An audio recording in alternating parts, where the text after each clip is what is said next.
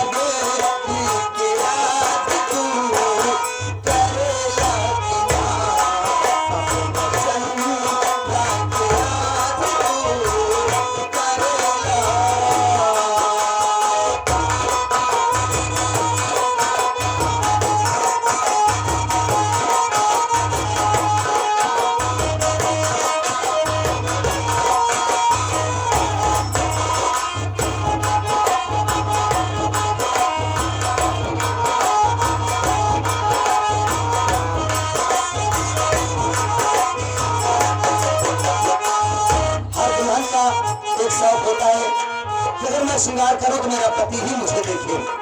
हर पत्नी अपने पति के लिए शौक करती है, श्रृंगार करती है।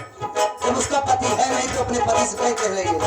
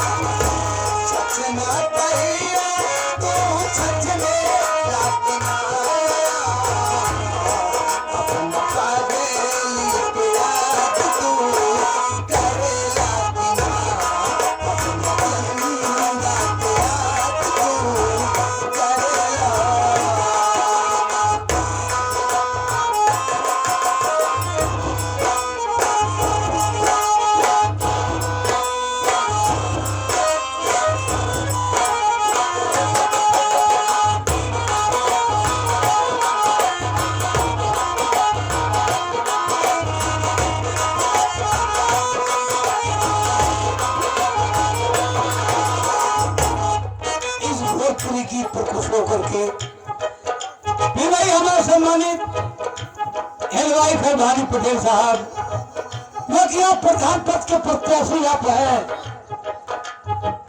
ये आधारपुर गीतानगर से आप आए हुए हैं। आपके जीत पर आपके लिए स्पेशल पुरस्कार 11 रुपए दे हुए हैं। बहुत बहुत धन्यवाद। हमारी कमेटी हार्दिक शुक्रिया अदा करती है।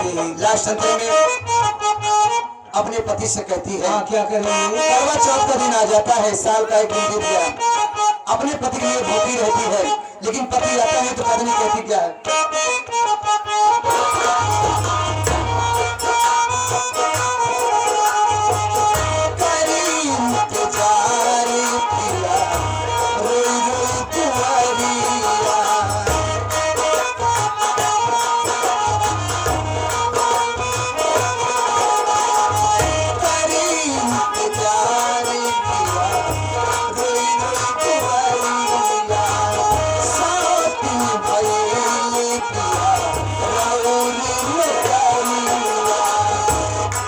सान